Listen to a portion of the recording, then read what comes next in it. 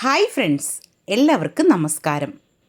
ഇന്നേക്ക് നല്ല സൂപ്പർ ടേസ്റ്റും ஸ்வீட்டுமான ஒரு வெரைட்டி ஸ்பெஷல் பொங்கல் பாயசம் தான் உங்களுக்காக நான் ஷேர் பண்ண போகிறேன்.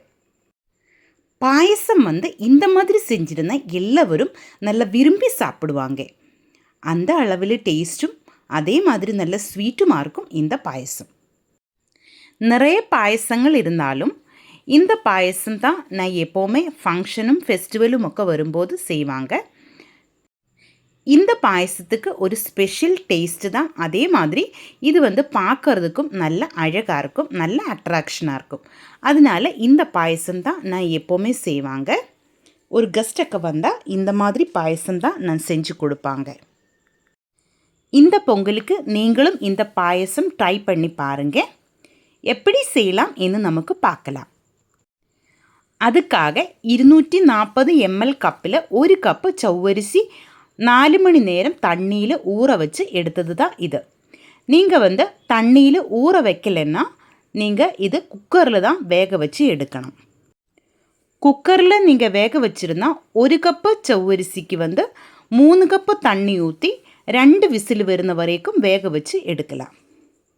இப்போ இது தண்ணியில் ஊற வச்சு எடுத்த சவ்வரிசி தான். அதனால் இதிலேக்கு 3 கப்பு கொதிக்கிற தண்ணி ஊற்றி தான் நான் வேக வைக்க போகிறேன். இந்த தண்ணி ஊற்றி நல்லா கலரி விட்டுக்கோங்க. ஸ்டவ் மீடியம் ஃப்ளேமில் வச்சு நமக்கு இந்த சவ்வரிசி வேக வச்சு எடுக்கலாம். இது தண்ணியில் ஊற வச்சதுனால இது சீக்கிரம் வெந்து வரும். பாருங்கள், இதனோட தண்ணியெல்லாம் சீக்கிரம் வட்டி வந்துடுச்சு. நம்ம சவ்வரிசி வேகம் வெந்து வந்துடுச்சு. ഇതിലേക്ക് 3 കപ്പ് പാല് നമുക്ക് ഊറ്റலாம். ചവ്വരിசி எடுத்த அதே கப்பில் 3 கப்பு பால் தான் நான் எடுத்திருக்கு. இது காய்ச்சின பால் தான். இது பால் ஊற்றியதுக்கப்புறமா இதே மாதிரி நல்ல கலரி விட்டு பாலில் கொஞ்ச நேரம் வேக வச்சு எடுக்கலாம். ചവ്വരിசி பாலில் வேகும்போது தான் நம்ம பாயசத்துக்கு நல்ல டேஸ்ட்டு வரும். இனி இன்னொரு பானிலேக்கு 2 டேபிள் ஸ்பூன் நெய் ஊற்றியிருக்கு. இதிலேக்கு கொஞ்சம் முந்திரி பருப்பு போட்டு ஃப்ரை பண்ணி எடுக்கலாம். கூட கொஞ்சமாக நிலக்கடலை போட்டு ஃப்ரை பண்ணி எடுக்கலாம். இதெல்லாம் உங்களுக்கு பிடிச்ச அளவில் நீங்கள் எடுத்துக்கோங்க. அப்புறமா கொஞ்சம் ரேசின்ஸ் போட்டும் ஃப்ரை பண்ணி எடுக்கலாம். அப்புறமா தேங்காய் சின்னதாய் கட் பண்ணியது போட்டு நமக்கு ஃப்ரை பண்ணி எடுக்கலாம்.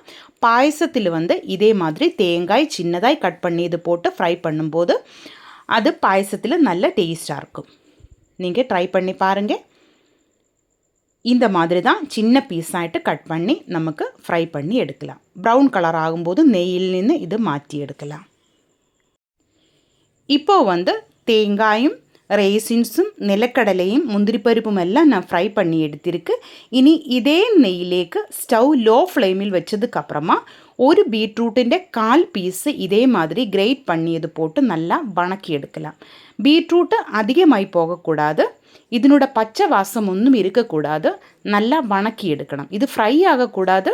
நல்லா பார்த்து லோ ஃப்ளேமில் வச்சு இதே மாதிரி நல்லா வணக்கி எடுக்கணும்.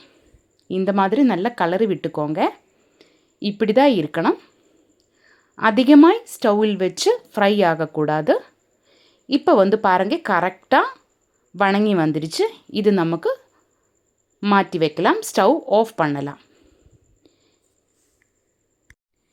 இனி நமக்கு சவ்வரிசி பார்க்கலாம். இது பாலில் நின்று நல்லா குறுகி திக்காயிருக்கு. இதிலேக்கு 3/4 கப்பு சுகர் சேர்த்தி நல்லா மிக்ஸ் பண்ணி எடுக்கலாம். இனிப்பெல்லாம் உங்களுக்கு கரெக்ட் ஆகிற மாதிரி நீங்கள் சேர்த்திக்கோங்க. அதுக்கப்புறமா 1 டீஸ்பூன் ஏலக்காய் தூள் போட்டு நல்லா மிக்ஸ் பண்ணி எடுக்கலாம். இது நல்லா கொதிச்சு வரும். அந்த டைமில் நம்ம ஃப்ரை பண்ணி வச்சுருந்தா நிலக்கடலை, தேங்காய், முந்திரி பருப்பு, ரேசின்ஸு இதெல்லாம் போட்டு நல்லா கலரி விட்டு எடுக்கலாம். பாருங்கள், இது நல்லா மிக்ஸ் பண்ணி எடுக்கலாம். கடைசியில் நம்ம வணக்கி வச்சுருந்தா பீட்ரூட்டு இதிலேக்கு சேர்க்கலாம். பீட்ரூட்டுக்கு பதிலாக உங்களுக்கு கேரட்டும் இதே மெத்தடில் சேர்க்கலாம். கேரட்டு சேர்க்கும்போது நம்ம பாயசம் லைட்டாக மஞ்சள் கலரில் தான் இருக்கும். நம்ம இதிலேக்கு பீட்ரூட்டு சேர்க்கறதுனால லைட் பிங்க் கலரில் தான் நம்ம பாயசம் இருக்கும். பாருங்க நம்ம பாயசத்திൻ്റെ വൈറ്റ് കളർ മാറി ലൈറ്റ് பிங்க் கலர்லேக்கு பாயசம் மாறிட்டே இருக்குது. இது பார்க்கும்போதே நல்லா அழகாக இருக்கும், நல்ல டேஸ்ட்டுமாக இருக்கும். அதனால் நீங்கள் கண்டிப்பாக இந்த பொங்கலுக்கு ட்ரை பண்ணி பாருங்கள். நல்லா கலரி விட்டு மிக்ஸ் பண்ணியதுக்கப்புறமா ஸ்டவ் வந்து நமக்கு ஆஃப் பண்ணலாம்.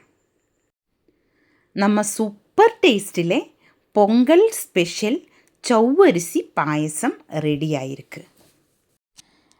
கண்டிப்பாக நீங்கள் இந்த பொங்கலுக்கு இந்த பாயசம் ட்ரை பண்ணி பாருங்கள். இந்த வீடியோ உங்களுக்கு பிடிச்சிருந்தா என்னோட சேனல்லே போய் பார்த்தா உங்களுக்கு பிரயோஜனமான நிறைய கேரளா ரெசிபீஸை நான் என்னோடய சேனலில் போட்டிருக்கு.